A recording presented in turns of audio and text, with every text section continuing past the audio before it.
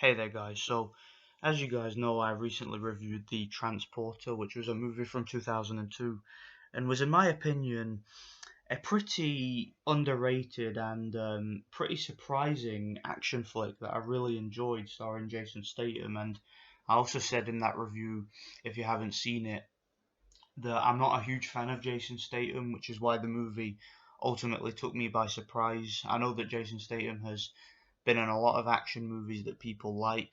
Movies like Crank, for example. I think Crank is an overrated piece of shit.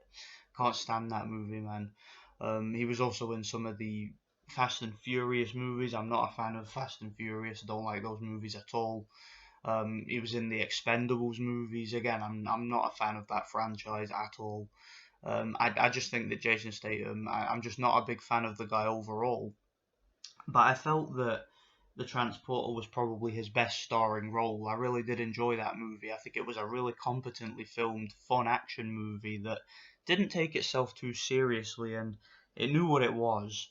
And I also said in that review that I was going to review the whole trilogy since I have it. So, yeah, let's talk about the sequel. Now, I watched the sequel not that long back. I haven't seen it in a while back, but I did watch it not that long back, and I have to say the sequel, in my opinion, nowhere near as good as the first movie, as far as I'm concerned.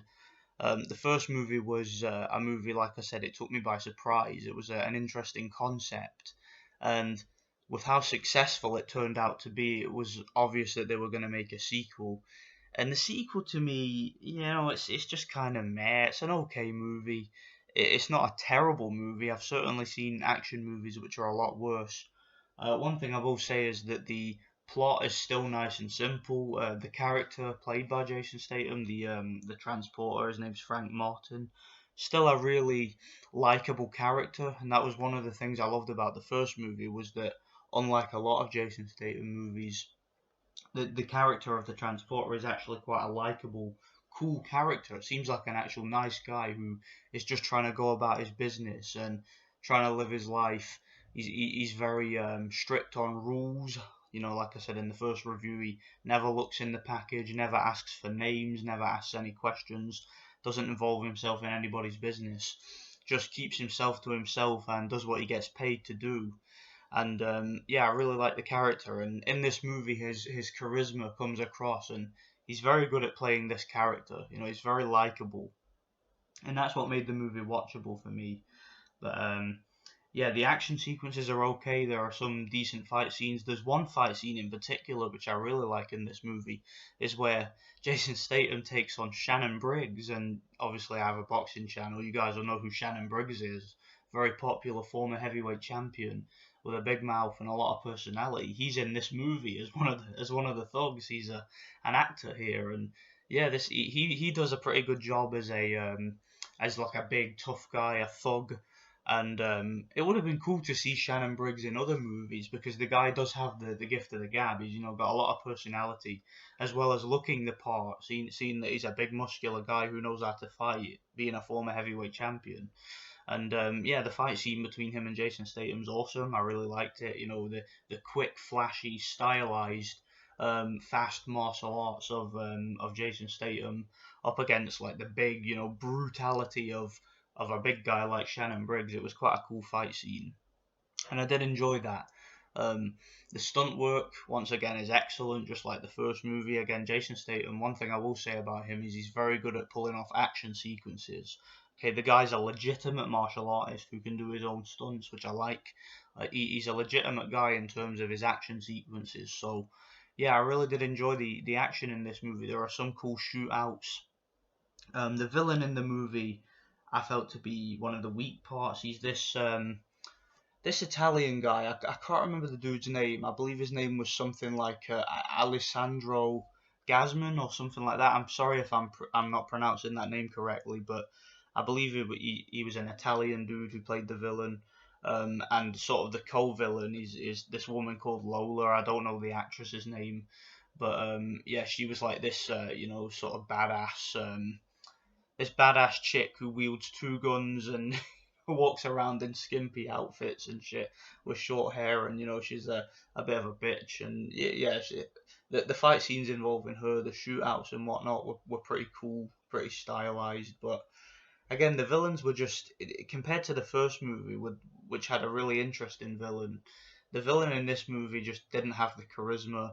Didn't really he didn't really do much, to be honest. And the plot, it was a simple plot involving the kidnapping of this young kid.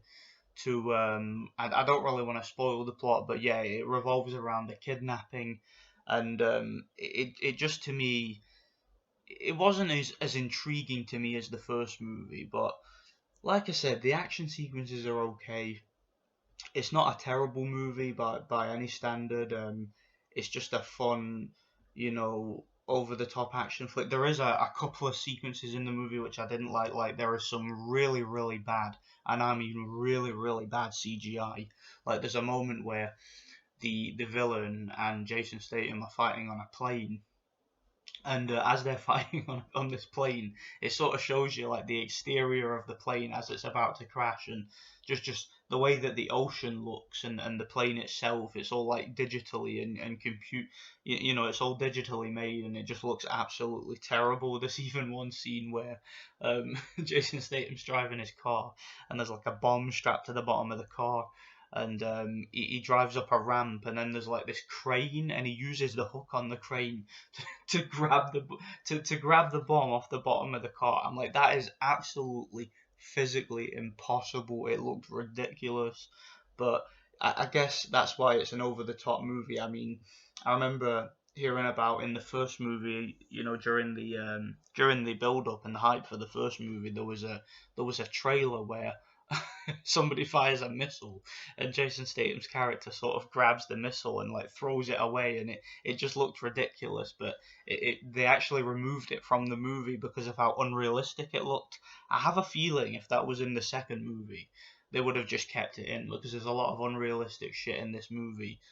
There's one decent chase sequence in the movie which I liked, where he sort of injects this guy with a drug, and then the guy's got to go and run and find the antidote, and it sort of leads Jason Statham back to his lair, where he's trying to find the bad guys to save this kid. And yeah, that was all right, but it was an okay movie. The acting for the most part was fine.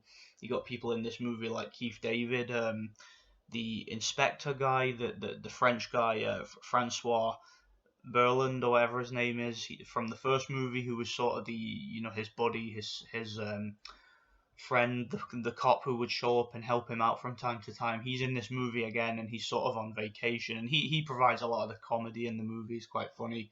So yeah, I think it's an okay sequel. It's nothing special. The first movie was certainly a lot better in my opinion. I give this movie a 6 out of 10, maybe a 5 out of 10, just below average. Decent action flick. It's not a bad movie. It's not a great movie. I'm gonna be reviewing the third movie soon. I don't know when. When I can be bothered, really. Let me know what you guys think. Thanks for watching. God bless.